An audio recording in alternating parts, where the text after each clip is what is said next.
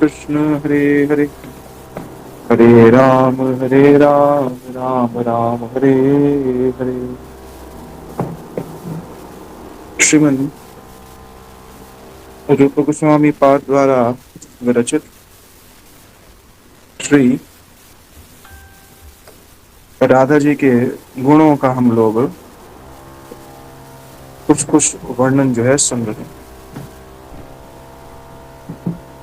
जैसे पहले भी वर्णन किया कि उनके गुण तो अनंत है, कि वो है सर्वथा राधिका, सर्वथाधिका, वो सर्वथा अधिक है, सबसे अधिक है। पर फिर भी केवल दिग्दर्शन मात्र में ही उनके गुणों का वर्णन जो है किया जा रहा है। जितने हमने कल गुणों का वर्णन किया था उससे आगे श्लोक भी देखा। ठीक है, श्री राधिका के गुणों को हमने पहले सुना। कौन कौन से गुणों को हमने श्रवण किया? आरंभ किया था हमने चलप चलाप अंगी, तडितवति चलताते किं मृदगंत पाठेत, विदुमुखो तडितो वाक्य तवायम मृदगंत। यहाँ से आरंभ किया था। यहाँ से करते करते करते हमने कल जो अंतिम गुण सुना था वह था, आज तो विदग्धता है, कल जो सुना था हमने वह था करुणापूर्ण, रम्यवात, मर्म पंडिता, विनीता और करुणापूर्ण। आज जो हम गुण श्रवण कर रहे हैं वह गुण है विदग्ध। विदग्ध शब्द का अगर सामान्य शब्दों में अर्थ किया जाए तो विदग्ध शब्द का अर्थ होता है दक्ष। हर चीज में बड़ी प्रबुद्ध है। श्री राधिका की विदग्धता का परिचय दे रहे हैं। आचार्य धातु चित्रे पच विरचना चातुरी चारुचित्ता, वागयुद्धे मुक्त अंति गुरुमति च गिरा पांडित्य माल्य बिंदुवे, पाठेषु कुशारिणां पटुजितमपि दूतकेलीषु, जिष्णु विद्या विद्योत बुद्धि स्मृतिरति कलाशालिनी राधिके इयम्। श्री कुंदलता के प्रति श्री गार्गी जी श्री कुंदलता के प्रति श्री राधिका के विदग्धता का कुछ परिचय जो है वह प्रदान कर। प्रथम शब्द क्या प्रयोग किया? आचार्य। वो कौन है आचार्य? किस चीज में आचार्य हैं? धातु चित्र, चित्र इत्यादि बनाने में, श्री कृष्ण के चित्र को अंकित करने में श्री राधिका कैसी हैं? वह विदग्ध है, आचार्य स्वरूपा है। क्यों कृष्ण के चित्र को अंकित करने में आचार्य है? क्योंकि श्री कृष्ण उनके मन में जो है नित्य विद्यमान रहते। उन नित्य विद्यमान श्री कृष्ण के नवीन नवीन रूप, सौंदर्य गुण श्री राधिका के चित्त में निरंतरमय स्फूर्ति प्राप्त करते रहते हैं। श्रीमती राधा रानी के चित्त में यह सब नवीन नवीन रूप, सौंदर्य राशि श्री कृष्ण की स्फूर्ति को प्राप्त करती रहती है और श्री कृष्ण की प्रत्येक भंगिमा का जो आंतरिक भाव है वह उससे श्री राधा जी परिपूर्ण रूप से परिचित हैं। श्री कृष्ण के अवयवों की जो भंगिमा है, श्री कृष्ण के नेत्र आदि की जो भ्रू भंगिमा है, श्री कृष्ण के कर कमलों की जो हस्तचालिता है, श्री कृष्ण के चरणारविंदों का जो गमनागमन है, श्री कृष्ण के जो उनके अन्य अन्य जो रूप गुण है उससे श्री राधिका सर्वथा परिचित है। इसी कारण से ही उनको कहा गया आचार्य धातु चित्रयी। चित्र में धातु चित्रयी कैसी है? आचार्य। आचार्य माने जो स्वयं श्री कृष्ण के नाना प्रकार के चित्र को अंकित करती हैं और उन्हीं के ही चित्त से अन्यों के हृदय में भी श्री कृष्ण के वह चित्र अंकित हो जाते हैं, इसलिए कह दिया आचार्य। कह रहे आचार्य का कार्य क्या होता है? अपने चित्त में जो भगवान प्रतिष्ठित हैं उसको शिष्य के चित्त में प्रतिष्ठित कर देना, अनर्थों का उपशमन करके अपने चित्त में जो प्रकटित प्रभु है उसको शिष्य के चित्त में प्रकाशित कर देना, यह आचार्य का कार्य है। तो श्री राधिका है आचार्य धातु चित्रयी। श्री कृष्ण के जो चित्र इत्यादि हैं, श्री कृष्ण की जो मूर्ति, कभी श्री राधिका नाना प्रकार के जो धातु हैं उसका प्रयोग करके चित्र बनाती हैं, ये बात तो सही है। कभी नाना प्रकार की धातुओं का प्रयोग करके श्री कृष्ण का श्रृंगार करती है, ये भी धातु चित्रा। कभी कभी श्री कृष्ण विरह में कदम्ब वृक्ष के अंकुरों को लेकर के उनका चित्रपट भूमि पर बनाती है। कभी यमुना जल के निकट जो भूमि है उस भूमि पर श्री कृष्ण के चित्र इत्यादि नाम आदि को अंकित करती हैं, ठीक है। और साथ ही साथ अन्यों के चित्त में भी उस चित्र को अंकित करती हैं या अन्यों के चित्त में भी श्री कृष्ण सेवा वासना का संचार करती हैं। और श्री कृष्ण का जो सबसे सर्वश्रेष्ठ श्रृंगार ब्रज में किया जाता है वह श्री राधिका स्वयं ही अपने द्वारा ही संपादित करती हैं। ये अर्थ हुआ आचार्य धातु चित्रयी, ठीक है। दूसरा गुण बताया पाक विरचन चातुरी चारुचित्ता। ये एक ही गुण है। ये पचन कह दिया, पाक भी कह सकते हैं, एक ही बात। पचन विरचन चातुरी चारुचित्ता। पचन माने भोजन सामग्री को बनाना। उसमें श्री राधिका कैसी है? उसकी भी रचना में, उसकी विशेष रूपी रचना में इस प्रकार की है, अत्यंत निपुण है। चातुरी चारु चित्ता। चारु शब्द का अर्थ होता है सुंदर।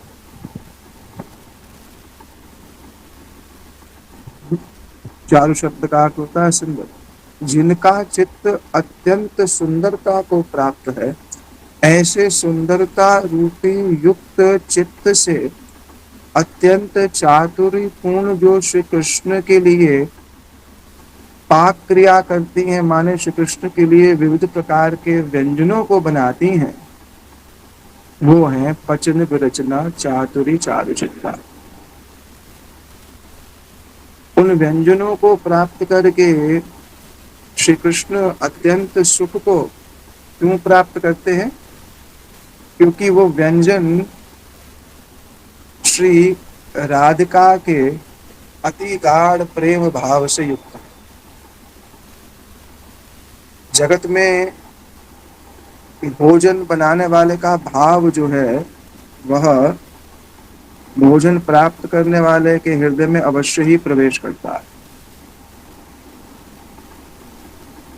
जिसके हाथ द्वारा बना हुआ भोजन पाएंगे उसकी भावना अवश्य ही हृदय में प्रवेश करेगी, चाहे उसको भोग भी लगा दिया जाए तो भी आएगी। क्यों? कारण क्या है? उसने जिसके निमित्त बनाया है उसका प्रभाव अवश्य पड़ेगा, अवश्य पड़ेगा उसका प्रभाव।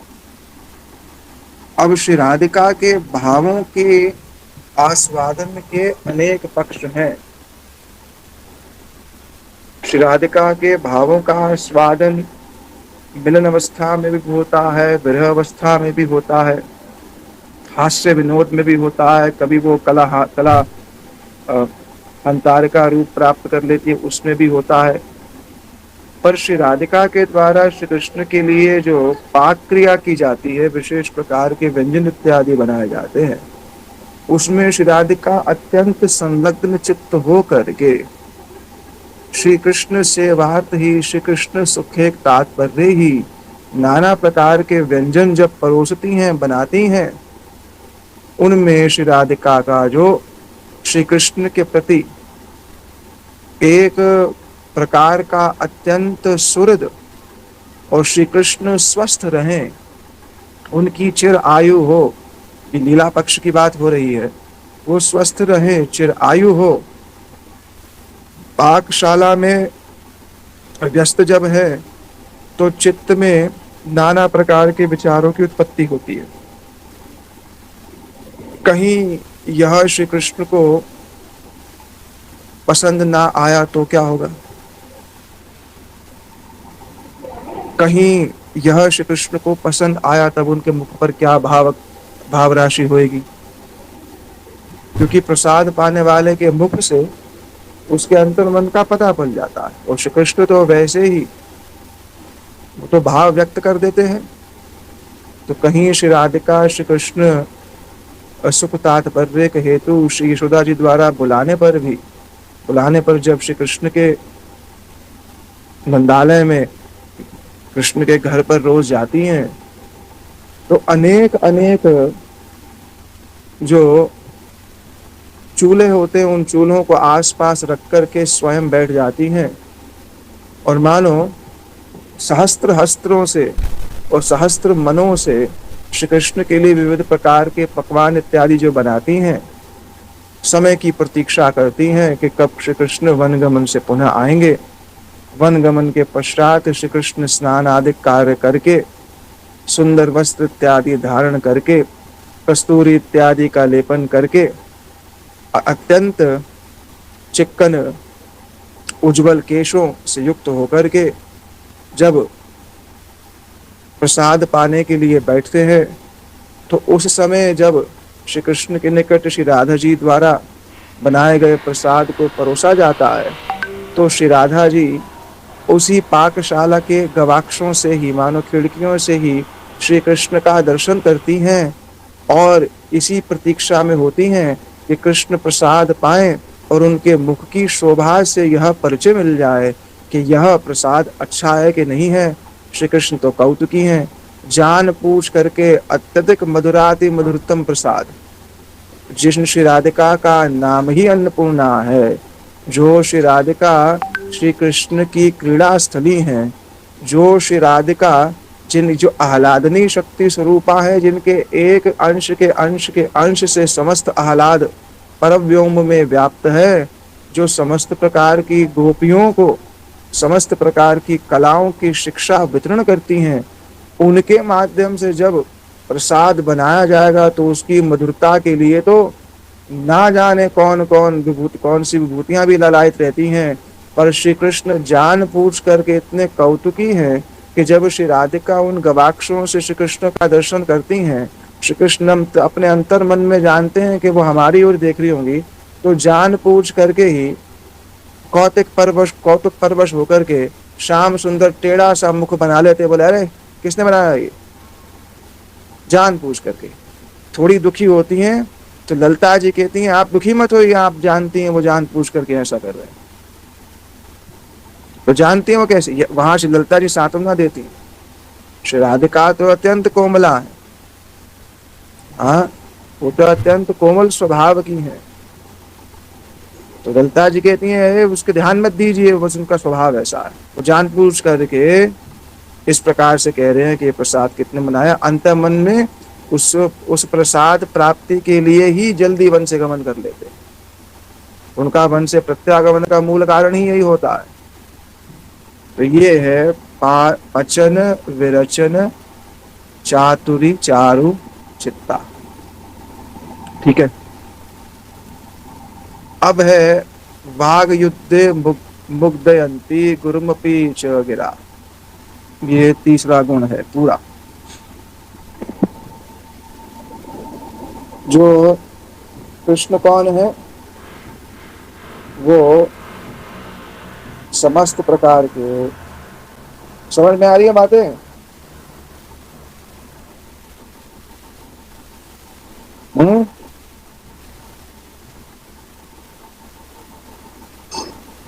बोली जा रहा हूँ, बस समझ नहीं आ रहा कुछ। श्लोक ढूंढ रहा हूँ प्रभु जी मैं तो। सब आ रहा है प्रभु जी। मैं श्लोक ढूंढ आ रहा रहा हूँ, है। मैं उसके हिसाब से श्लोक ढूंढ रहा हूँ। ठीक वाक्य बोल रहे है। वाग युद्धे मुग्धयंती गुरुमुपि च गिरा, ये तीसरा गुण है। युद्ध अस्त्रों से भी होता है और युद्ध वचनों से भी होता है। और समस्त जितने भी युद्ध हैं उसका आरंभिक पृष्ठभूमि वचन ही है। वचन से आरंभ हुआ युद्ध अस्त्रों तक पहुंच जाता है। पर श्री राधिका का जो ये वाक रूपी युद्ध है, कृष्ण कौन है? अत्यंत वाक पटु है। श्री कृष्ण अत्यंत वाक पटु है। उनकी जुहा नाना प्रकार के वाक्यों से समस्त गोपीजन को जो है संपूर्ण रूप से ही मोहित कर देती है। उनका वाक जाल जो है बहुत इस प्रकार का है कि श्री कृष्ण नाना प्रकार के ऐसे कार्य जिससे गोपीजन को असुविधा होती है, उसके बाद भी एक वाक्य से सबके चित्त को अपनी ओर आकर्षित करके उनके हृदय में जो श्री कृष्ण के प्रति जो प्रणय रोष है, उस प्रणय रोष को प्रशमित कर देते हैं, दूरीभूत कर देते हैं। ऐसे उनकी वाक की चातुरी है। तो श्री कृष्ण की वाक चातुरी से जीतना तो संभव नहीं, श्री कृष्ण की वाक चतुरता से जीतना संभव नहीं। और श्री राधिका कैसी है? वाग युद्धे मुग्धयंती गुरुमपि च गिरा। उस वाक युद्ध में जहां श्री राधा जी और श्री कृष्ण के बीच में क्या हो रहा है? वचन रूपी युद्ध हो रहा है। क्या श्री राधिका कह रही हैं? श्री कृष्ण ने कहा कि हम अपने अपने माणिक्य हार या अपने अपने हिरण या माणिक्य हार जो है पण पे लगा देते हैं, दाव पे लगा देते हैं, तो जो जीत जाएगा उसको ले लेगा। अब श्री कृष्ण तो श्री राधिका से विजयी हो नहीं सकते, संभव पर नहीं, क्योंकि श्री राधिका ने पहले ही सभी सखियों को नियुक्त कर रखा है। किस लिए? कि जब श्री कृष्ण परास्त होंगे तो आप सब उन पर हंसना। अब श्री कृष्ण भी रसो वही सहा है, उस रस स्वादन लेना चाहते हैं, उसके लिए इन्हें हारना पड़ेगा। एक तो ये पक्ष है। दूसरा, श्री राधिका इतनी दक्ष है, वाक इस पण में, इस दूत पीड़ा में इतनी पण है कि वो उनसे जीत नहीं सकते। तो जब हार जाते हैं तो अपना माणिक्य हार जो है देना नहीं चाहते। एक छोर से माणिक्य हार पकड़ लेते हैं, हम नहीं देंगे। तो उस कलह, उस वो कुंज में फिर प्रेम कलह हो रहा है। श्री राधा और कृष्ण के बीच में प्रेम कलह हो रहा है, वाक युद्ध हो रहा है। उस वाक युद्ध का दर्शन करने की स्पृहा जो है, ऐसी प्रार्थना श्रीमद् रूप गोस्वामी पाद कर रहे हैं। तो वाक युद्ध मुग्धयंती गुरुमपि च गिरा, उस वाक युद्ध में भी अपने वचनों से द्वारा श्री कृष्ण को जो मुक्त कर देती, श्री कृष्ण को मुक्त कर देती है। प्रेम मूर्ति वर कार्तिक देवी कीर्तिकान मुखरीकृत वंशम विश्वनंदन मुकुंद समज्ञा वृंद कीर्तन सज्ञ रसज्ञा। जो श्री राधिका है वह अपनी वाक चातुरी से श्री कृष्ण को पराभूत कर देती हैं।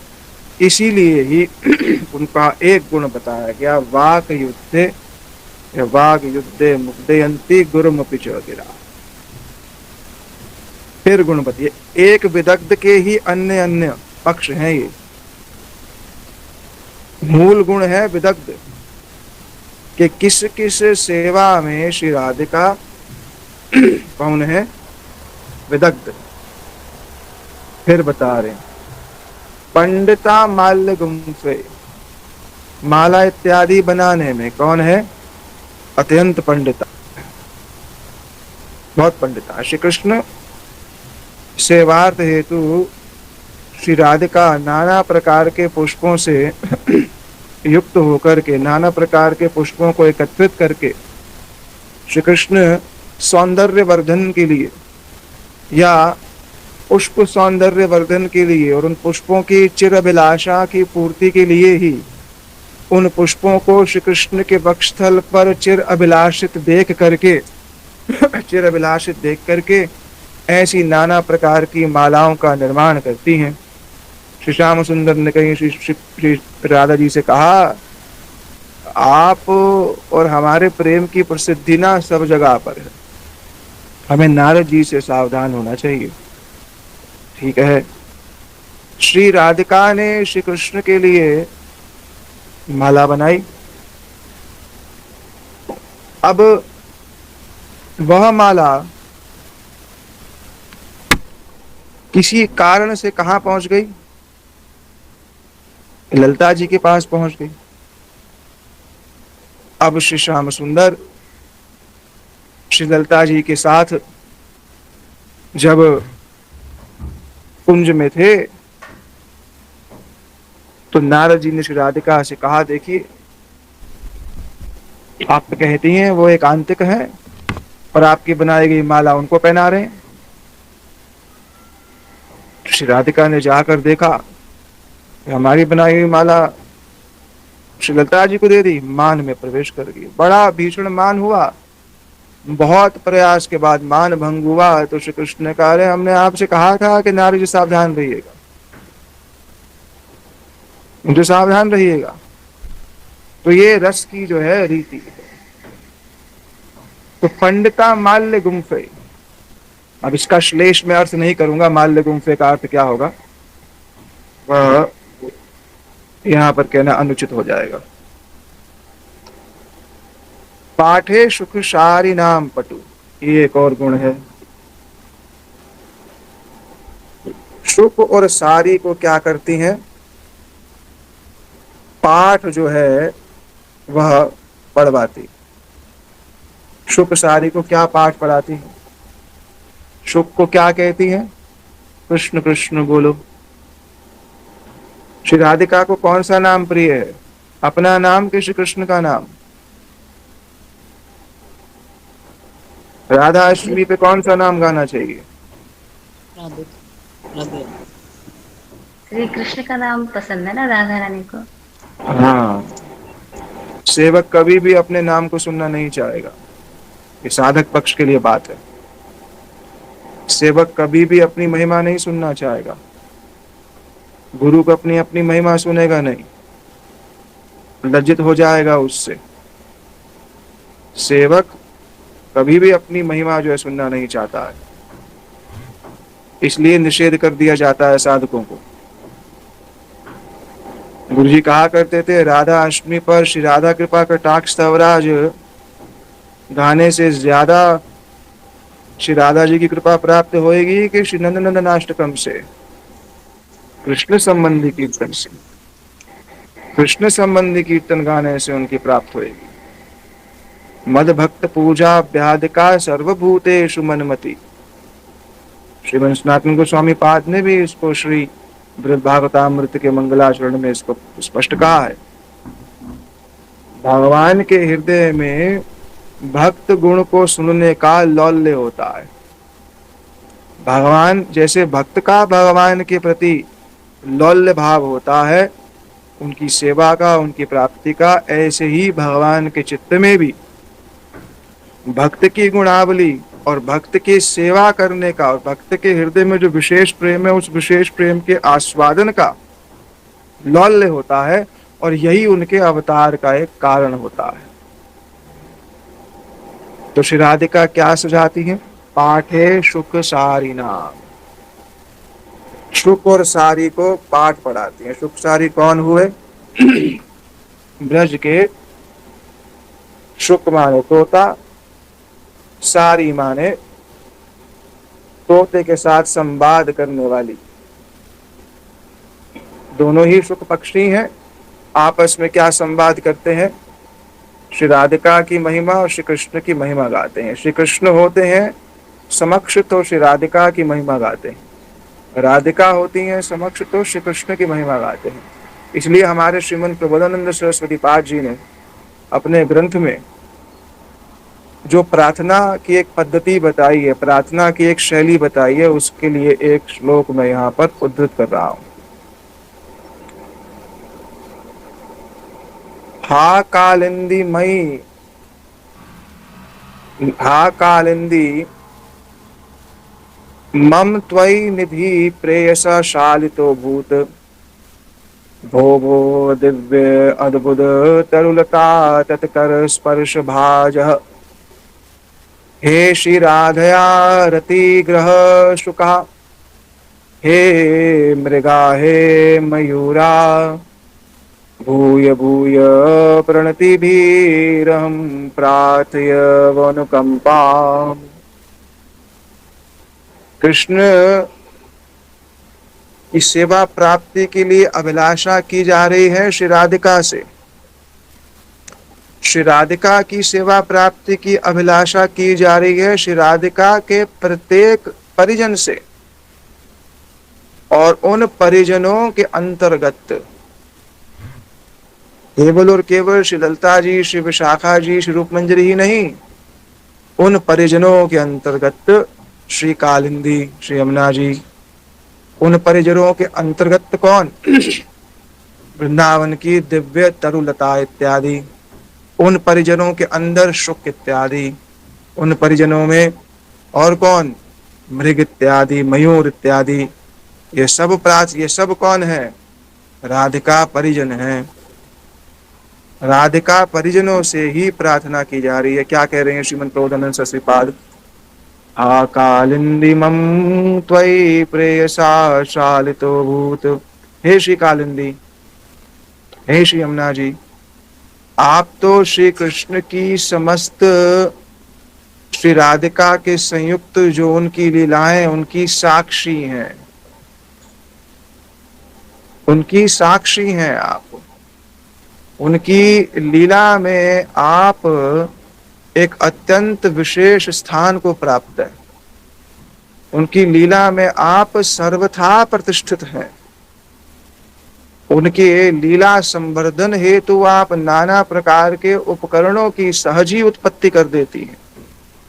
श्री राधा गोविंद की लीला से युक्त आपका चित्त निरंतरमय कल्लोल वाहिनी होकर के प्रवाहित होता रहता है। तो हे श्री कालिंदी, आपके सन्निकट ही श्री श्याम सुंदर क्या करते हैं? अपनी लीलाओं को संपादित करते हैं अपने, और उन्हीं के साथ ही श्री राधिका की सखी मंडली भी निरंतर में वहां पर क्रीड़ा करती है। तो हे वृंदावन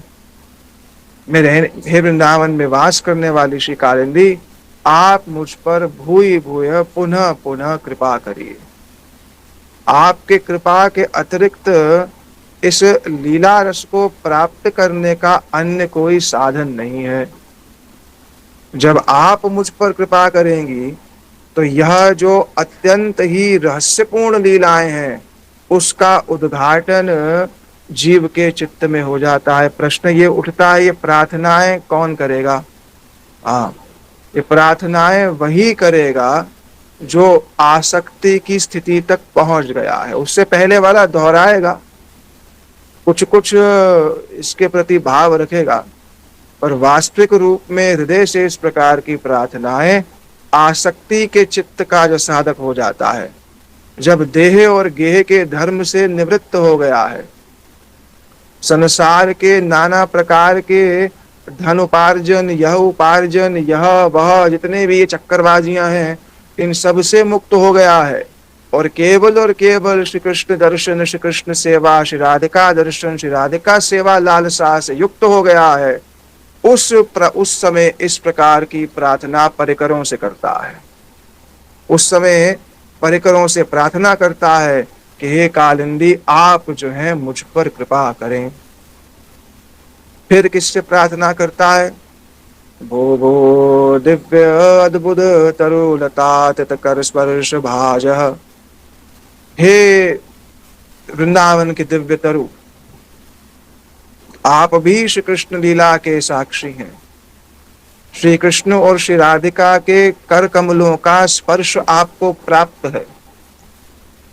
उनकी जो दिव्य उन्माद की स्थिति है, उन दिव्य उन्माद में कहीं श्री श्याम सुंदर और श्री राधिका अन्य सखी सहित जब आप वृक्ष के नीचे खड़े होते हैं, तो कहीं अपने कर कमल से आपको स्पर्श प्राप्त करके आप भी जो है संपूर्ण रूप से प्रेममय सागर में निमज्जित जो है हो जाते हैं। उस समय आपकी दशा क्या होती है कि आपके वपु से द्रव्य जो है वह प्रकाशित होता है। वह द्रव्य कुछ और नहीं, अष्ट सात्विक भाव से युक्त हो जाते हैं आप। सो हे वृंदावन के दिव्य तरु, हे वृंदावन के दिव्य वृक्ष इत्यादि, आप मुझ पर जो है कृपा करें। अद्भुत हैं आप आपका जन्म ही सार्थक है। ये मनुष्य योनि प्राप्त करके यहां वहां भटक रहे हैं, इससे कुछ लाभ हो रहा है? कुछ नहीं हो रहा। अरे ध्रुव जन्म मिल जाए तो कम से कम खड़ा हो जाए व्यक्ति वृंदावन में। यहाँ तो वृंदावन के एक आचार्य कहते हैं चरण जो है वो शरणागति का परिचय है। बड़ी महत्वपूर्ण बात है। चरण क्या है? शरणागति का परिचय है। प्रमाण, जिसके चरण हर समय जहां जाते हैं ना, जिसके चरणों की जहां गति है, वो उसी का ही भक्त है। समझ रहे? चरण गति का प्रतीक है और गति जो है हमारे चित्त की स्थिति का प्रतीक है। जैसे किसी के चरण संसार भाग रहे हैं, चलो बाजार में ये ले आओ, चलो ये नया कपड़ा ले आओ, चलो ये वस्त्र ले आओ, चलो आज जरा घूमने चले जाओ। जाएंगे किससे? पैर से जाएंगे भाई, चरण से तो जाएंगे, किससे जाएंगे? और दूसरी तरफ वही चरण क्या है? चलो चलो चलो मठ चलते हैं, चलो चलो चलो मठ में कथा आरंभ होने वाली है, चलो शरीर से ठाकुर जी की सेवा करते हैं, चलो चलो चलो श्री वृंदावन की ओर गमन करते हैं। तो चरण जो है शरणागति का प्रतीक है। जिसके चरण अधिकांश जहां जा रहे हैं उसकी शरणागति वही है, उसकी शरणागति वही है। क्यों? क्योंकि जहां मन की स्थिति होगी, चरण अपने आप मन, क्योंकि मन क्या है? प्रधान है। मन प्रधान है। मन प्रधान युक्त होकर के क्या कर रहा है? चरणों को अपने आप ही संचालित कर देगा। चरणों को अपने आप संचालित कर देगा। क्यों? जहां मन है वहीं पर ही जीव अपने आप ही पहुंच जाता है। तो हे दिव्य तरुलता, हे वृंदावन की लताएं, आपको भी श्री राधिका के चरण कर स्पर्श भाज, तत्कर स्पर्श भाज, उनके चरण कमलों का, माफ कीजिएगा, कर, उनके कर कमलों का स्पर्श जो है प्राप्त है। आप मुझ पर कृपा करिए। फिर कह रहे हैं हे राधया रतिग्रह शुका, हे श्री राधा जी, आपके ग्रह में जो शुक है, जो आप ही के द्वारा पालित हैं, हे मृग, हे मयूर, आप सब मिलकर के मुझ पर कृपा करें। पर क्या कृपा करें? भूय भूय प्रणत भीरिम प्रार्थये वनुकंपाम, मेरे हृदय में आपके प्रति विशुद्ध रति की उत्पन्न हो। मेरे हृदय में आपके प्रति विशुद्ध रति की उत्पन्न हो, जिसका आरंभ होगा भगवत भक्त गुरु वैष्णवों के सन्निकट जाने पर। ये परंपरा पूरा एक क्रम लेकर जो है चलती है। ठीक है, तो यहां बता दिया श्लोक क्या था, पाठे सुखसारी नाम, उनको सुंदर सुंदर पाठ पढ़ाती हैं कि श्री कृष्ण जब इस मार्ग से जाएंगे, श्री कृष्ण जब इन विधियों से में गमनागमन करेंगे तो आप क्या करिएगा, आप उनके लिए मधुर मधुर स्वर में कलरव करिएगा, उनको मधुर स्वर में उनकी ही वार्ता सुनाइएगा। उन्हीं की वार्ता क्यों सुनाइएगा, हाँ, वो जब आपके मुख से अपनी वार्ता सुनेंगे तो उनका स्नेह मेरे प्रति और अधिक बढ़ जाएगा। कभी कभी आप शुक सारी आपस में क्या करिएगा, आप आपस में एक जन कृष्ण का पक्ष ले लेना, एक जन कृष्ण श्री राधिका मेरा पक्ष ले लेना, और आपस में हमारी सर्वश्रेष्ठता को स्थापित करना कि श्री कृष्ण कौन है, अरे वो तो मदन मोहन है। तो दूसरा तुम कह देना, अरे मदन मोहन वो तभी है जब मदन मोहन मोहिनी है, मदन मोहन मोहिनी ही ना हो तो मदन मोहन किस काम के। मोर पंख मस्तक पे धारण किया हुआ है, अरे वो मोर पंख की क्या बात है, उस मोर पंख पे नाम तो श्री राधा जी का ही अंकित है, और उस मोर पंख की दिशा देख लो, किस दिशा में वो श्री राधा जी के चरणों में ही क्या हो रहा है, समर्पित हो रहा है। तो इस प्रकार की वार्ता जब करोगे तो श्री राधिका को अत्यंत जो है, तुम्हें श्री कृष्ण को अत्यंत सुख मिलेगा। इसलिए पाठे सुख सारी सुखा नाम पटु, और जितमपि धूत केलीषु, धूत क्रीड़ा में तो कभी श्याम सुंदर विजयी नहीं हो सकते। राधिका इतनी दक्ष है, अब श्री श्याम सुंदर हैं अकेले कुंज में, सभी सखियों के साथ परिवेष्टित है, और कह देते हैं श्री राधिका से, श्री राधिके आज जो हारेगा उसके लिए एक विशेष पण की व्यवस्था है। बोले क्या, बोले अगर मैं हार जाऊं तो मैं आपका आलिंगन कर लूंगा, और अगर आप हार जाओ तो मुझको आलिंगन कर देना। राधिका कहते तुम बड़े चतुर हो, अब इसको जगत की कामलीला मत समझ लेना, कि जगत के भोगमय पदार्थ नहीं है। हमारी समस्या यही है, प्रभुपाद जी क्या कहा करते थे, बिना सिद्ध शरीर प्राप्त हुए इन सब बातों को समझा नहीं जा सकता है। अपने सिद्ध शरीर का जब कुछ भान हो जाएगा तब समझ में आ जाएगा कि आलिंगन भी दूसरे के सुख के लिए, उस आलिंगन में जड़ीय भाव नहीं है, उस आलिंगन में स्वभोक्ता होकर के प्रकृति के ऊपर आधिपत्य करने का भाव नहीं है। वो आलिंगन केवल और केवल तत्सुखी सुखित्व भाव से युक्त है। तो श्री राधिका ने कहा चिंता मत करिए, हमने हमने आपके लिए एक अच्छी व्यवस्था कर रखी है। श्री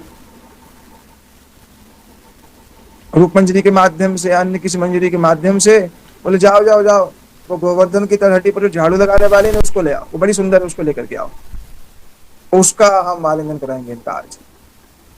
ये जो बातें बड़ी बड़ी गूढ़ हैं, कहने में बड़ा संकोच होता है, पर ये है धूत, जब धूत क्रीड़ा में जीत जाती, पढ़ो कृत मिथो हार, रूप गोस्वामी जी वर्णन कर रहे हैं, अपने अपने हार दोनों दाव पे लगा देते हैं।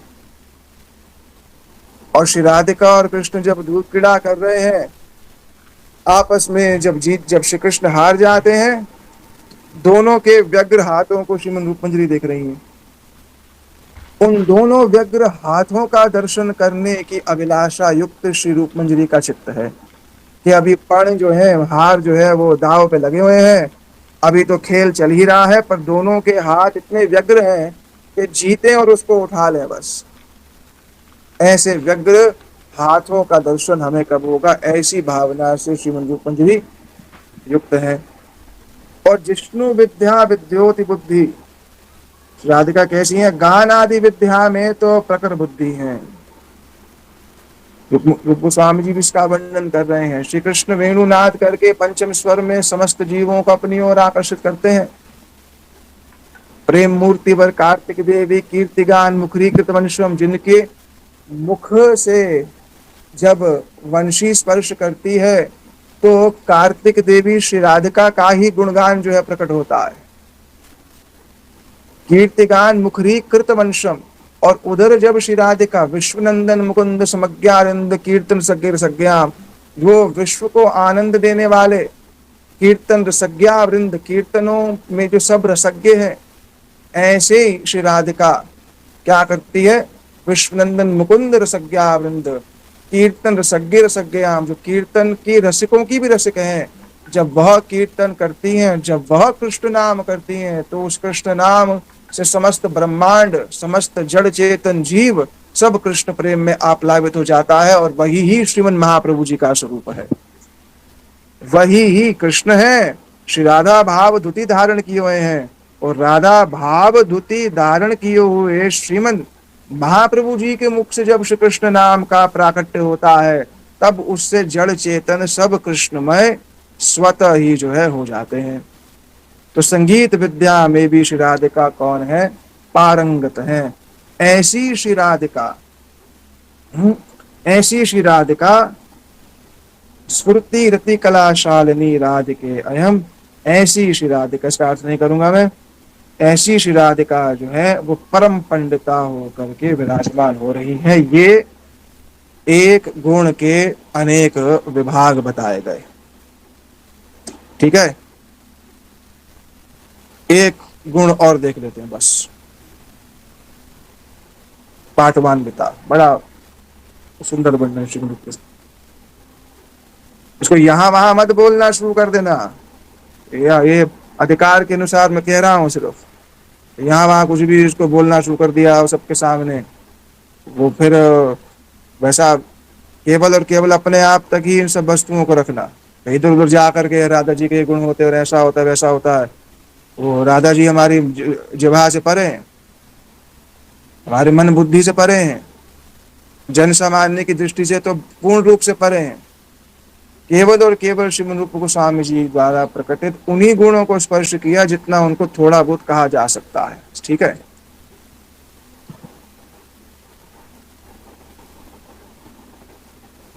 पाटवान्विता विदग्ध माधव में बताया गया।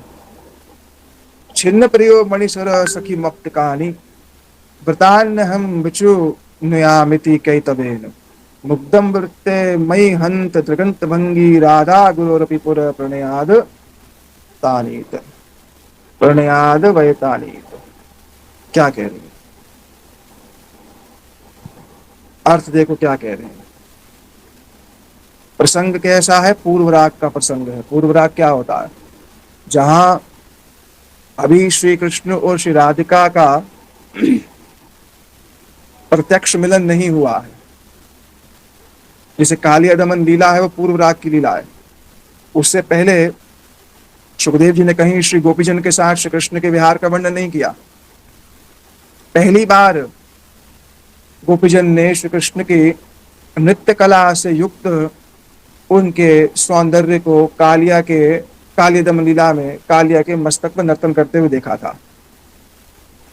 तो श्री कृष्ण से श्री राधिका का मिलन हो रहा है, और देव योग से उस समय सूर्य पूजा की सामग्री लेकर के जटिला इत्यादि, वहां जटिला कौन है, श्री राधिका की सास। अब ये कोई जगत की सास नहीं है, ये जगत की देवरानी नहीं है, योग माया द्वारा प्रकटित है सब। ये योग माया ही इन सब चीजों को रख करके रस का विस्तार कर रही है। इसलिए बहुत लोग कहते हैं क्या नाटक है ये, और नाटक वो नहीं, नाटक ये है जो यहाँ चल रहा है, ये नाटक है, जगत का नाटक है सबको सब। ये वो उसको कह रहा है आप बहुत अच्छे हैं, आप ऐसे, अरे मैं ही देखता हूँ प्रभु जी आपसे, आप तो बहुत अच्छे, बड़ी सुंदर कथा कहते हैं, और 4 दिन बाद मुझे ही गाली दे रहे हैं लोग हैं। 24 घंटे नाटक देखता रहता हूँ, कुछ ना कुछ कहते ही रहते हैं लोग। नाटक तो यहाँ हो रहा है, जो वास्तविकता है वो हमें सत्य लगती नहीं, जो सत्य है नहीं वो वास्तविक। ये तो हमारी स्थिति है। यही बताता है कि कौन से जड़ अंधकार में रह रहे हैं। भगवत कथा जो है वह सत्य लगती नहीं, भगवान सत्य लगते नहीं, नाम प्रिय लगता नहीं, गुरु वैष्णव अपने लगते नहीं। क्यों? क्योंकि यही ही मोह अंधकार है, यही अंधकार की स्थिति। जो सत्य वस्तु है, जो परम शुद्ध है, उसमें ही नींद आती है, और जो परम अपवित्र है उसमें बड़े चेतन होते हैं। कौन श्लोक है वो? या निशा सर्वभूतानां तस्य जागृति संयमा। कि जब साधु लोग जिन विषयों में जगे रहते हैं, हम जैसे लोग उसमें सो रहे हैं, ऐसी स्थिति। तो यह कह करके ही बस शेष करूंगा। जितला वहां पर आई, राधिका अत्यंत चातुर्य का प्रकाश किया, और ये बात श्री कृष्ण मधुमंगल से कह रहे हैं। बोले अरे उस समय पता क्या हुआ था? छिन्न प्रियो मणिसर सखी मुक्त कहानी। श्री राधिका ने अपनी सखी की ओर कहा, देखो छिन्न प्रियो मणिसर, ये मेरा जो मणि रूप जो हार है ना, छिन्न हो गया है, टूट गया है सखी। सखी प्रियो छिन्न मणिसर मुक्त कहानी, अन्वय इसका यही। हे प्रिय सखी, मेरा ये हार जो है टूट गया। जटला सामने है, श्री राधिका है, और श्री राधिका अपनी सखी की ओर देख रही है। क्यों? अब श्री कृष्ण से पूर्व राग का मिलन हो रहा है, बीच में वो आ गई है। अब अकस्मात क्या बोले? बोले अरे अरे मेरा ना हार टूट गया है। कोई बात नहीं, ऐसे में दूसरा हार मिल जाएगा, और यहाँ पर निर्जन वन में विलंब करना अच्छा नहीं है। तो राधिका बोली नहीं नहीं नहीं, तो बात तो आपकी सही है, और जटला देख रही है सब, बात तो सही है आपकी, पर व्रतान अहम विचुनुयाम इति कैतवे। ये हार मुझे बहुत प्रिय है, प्रियो मणि सर, ये हार मुझे बहुत प्रिय है। मैं जल्दी जल्दी इसके जो मोती हैं उसको उठा लेती हूँ, छोड़ के नहीं जा सकती। ये भूमि पर गिरी मुक्ताएं हैं, महामुक्ताएं हैं, तो फटाफट इसको उठा लूंगी। अरे बोले ये वृता वृतान हम विचुनुयामिति, विचुनुयामिति मैं चुन लेती हूँ, इसको एकत्रित कर लेती हूँ। ऐसा श्री राधिका कैतव कर रही है, माने किसके सामने? जटला के सामने। जटला समझ रही हो कि यह तो अत्यंत मर्यादाशीला है हमारी बहू। तो देखो फटाफट फटाफट क्या कर रही है? मौक्तिकानी, मुक्तों का चयन कर रही है, और जो ही उन मुक्तों का चयन कर रही है, श्याम सुंदर कह रहे हैं मई हंत त्रिकंत भंगी, मेरी ओर देख करके मुझको मेरी ओर दृष्टिपात भी कर रही हैं श्री राधिका, और सास के ही समीप खड़ी होकर के मुखम विवृत्य, पीठ जो है मोड़ ली उसकी ओर, मुक्ताओं को चुन रही हैं, और मेरी ओर जो है प्रणय पूर्ण नेत्रों से देख रही हैं। राधा गुरोरपि गुरु प्रणयातानीत, वो श्री राधिका अपने गुरु, जटला शब्द व्यक्त नहीं है यहाँ पर राधा गुरोरपि, कौन? जटला। गुरोरपि पुरः, उसके सामने, गुरोरपि पुरः राधा प्रणयतानीत, वह उनके सामने भी मेरा जो है दर्शन कर रही है। ऐसी श्री राधिका कौन है? पाटवान्विता है। ठीक है, ये दो गुण हमने करे हैं, बाकी गुण अब हम 8-10 रह गए हैं, वो फिर कल परसों में उसको पूरा करें। ठीक है, यह कहो तो एक अद्धा बोल दूं अभी और। हाँ, कितने रह गए? 1 2, लज्जाशीला, टाइम कितना है? 3 बज गए।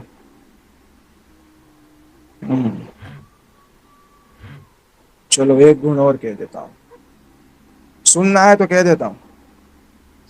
जी प्रभु जी। हाँ, एक गुण और कह देता हूँ।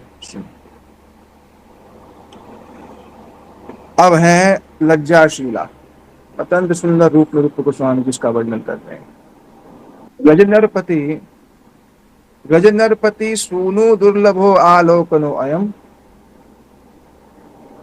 गजनरपति सुदुर्लभ सूनु दुर्लभो आलोकनो अयम, स्फुरति रहसी तामात्र शेष तरसा जनोपि, उपरम सखी लज्जे किंचित उद्घाटये वक्त्रम निमिषमी मनागपि अक्षकोणम क्षिपामि।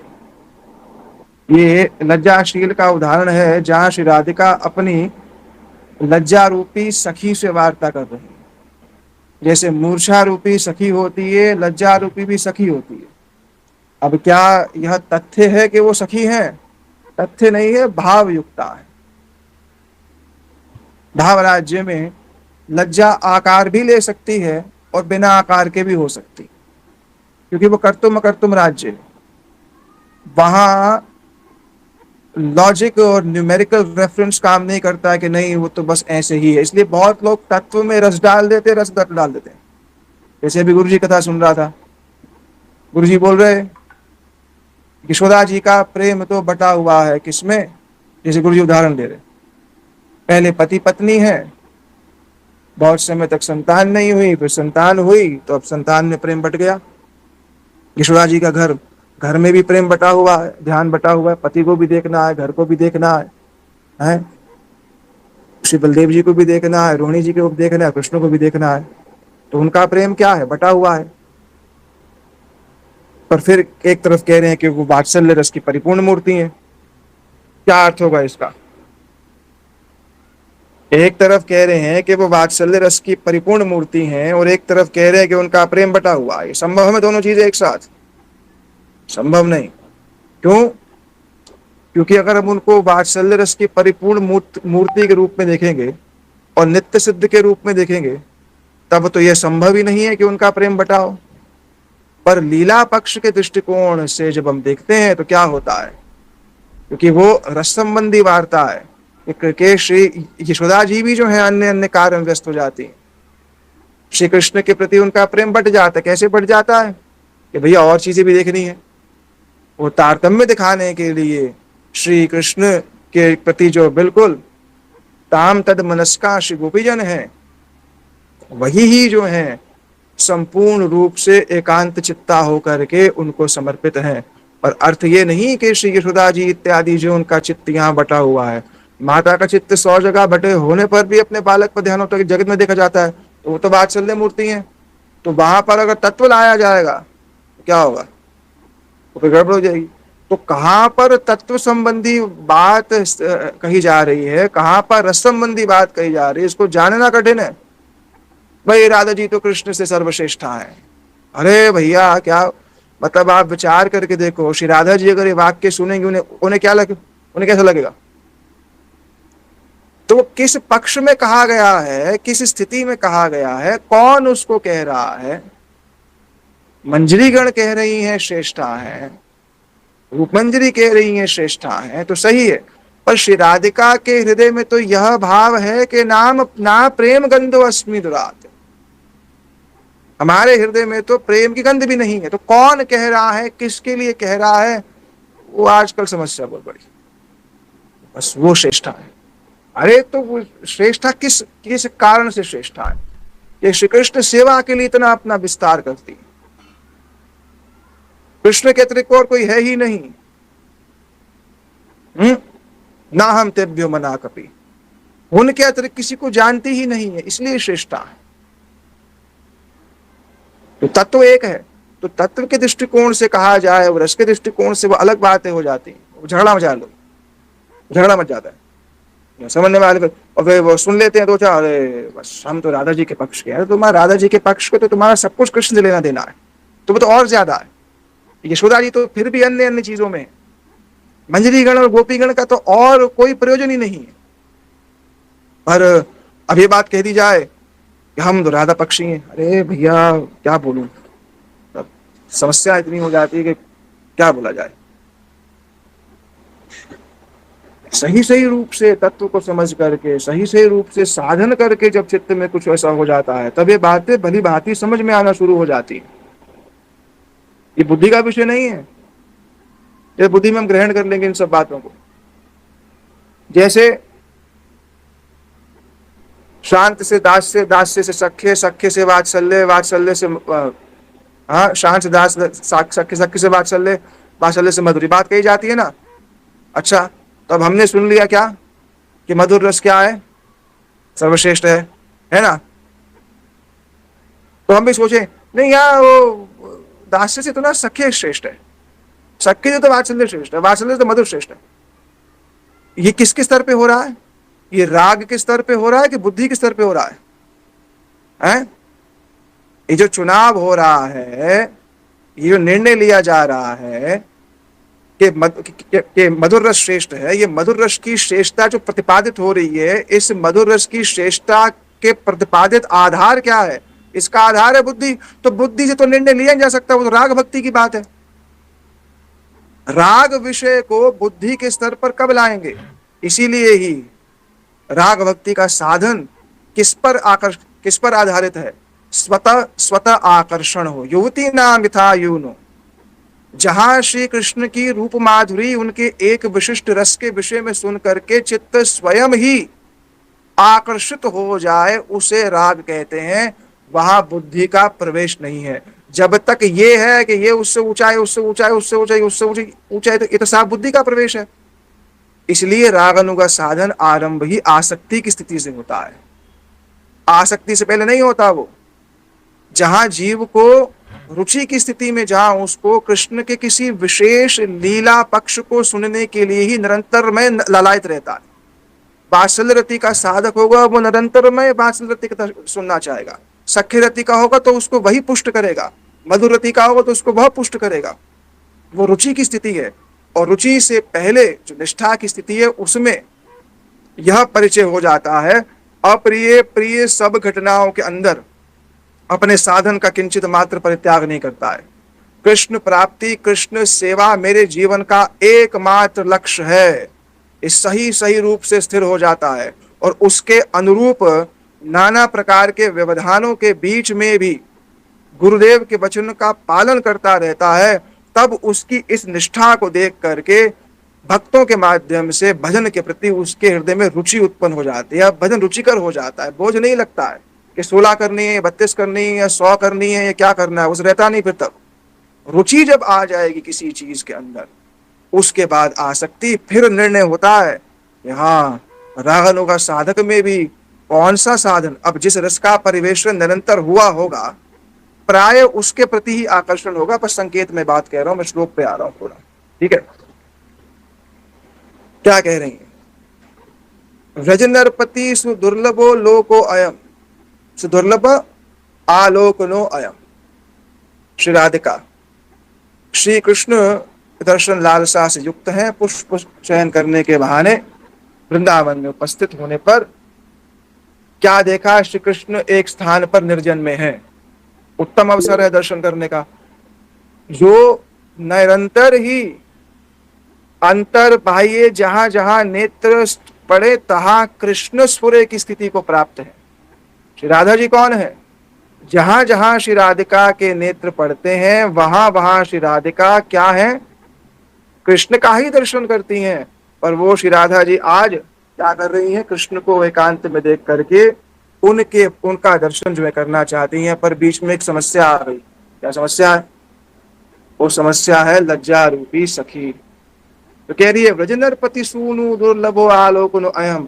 अरे व्रज के जो नरपति श्री नंद महाराज हैं, उनके पुत्र का ऐसा दुर्लभ दर्शन मिल रहा है, और स्फुरत रहसी, रहसी माने एकांत में मिल रहा है, बड़े सुलभता से मुझको प्राप्त हुआ है। वह निर्जन में अकेले हैं, पर मैं लज्जा से क्या हो रही हूँ? उत्कंठित हूँ। लज्जा, मैं परम उत्कंठित हूँ मिलने के लिए। पर उपरम सखी लज्जे, हे सखी, हे लज्जा सखी, तो बस थोड़ी देर के लिए स्थगित हो जा। उपरम माने दूर हो जा। किंचित उद्घाट्य वक्त्र, मेरे को श्री श्याम सुंदर के वक्त्र का किंचित मात्र निमिषण में ही, एक क्षण मात्र के लिए मुझे छोड़ दे, मैं उनका दर्शन करना चाहती हूँ। कैसे? मनागपि अक्षकोणम शिपामी, अपने नेत्रों के कटाक्ष से उनका दर्शन करना चाहती हूँ थोड़ी देर के लिए। हे लज्जा, मुझको तू छोड़ दे। ऐसी लज्जाशीला है श्री राधिका, जिसका वर्णन ऊपर भी किया गया था। विनीता का जब वर्णन किया गया था, तो श्रीमद रूप गोस्वामी पाद ने उसी बात को कहा था। क्या? कि पीठम मोक्ष राधा दूरात दूरतः भद्रकामपि दूरतः प्रेक्षय। श्री राधिका कैसी है?